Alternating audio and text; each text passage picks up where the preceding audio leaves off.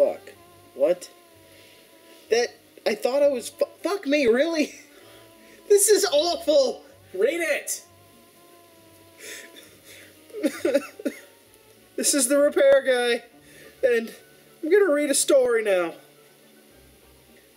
Do I have to? Yes! This is the boss. Once upon a time, I was working at work and doing my job, and then my boss said we needed to talk in his office.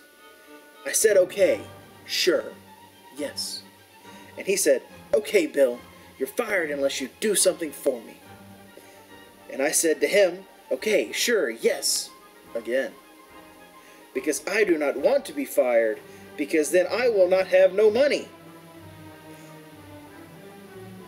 Read it! Who wrote this?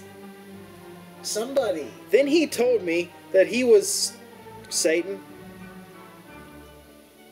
I had a nickel for every time someone said that. And also the devil. That one too. And told me he wanted to chew my soul because I am not efficient enough at my job. And... This is horrible. Please, no! But he did it anyways. And so then I died. So now I am dead. And also I had bleed to death. This is a true story. I know because I am you! That really only works if your name is Bill, though.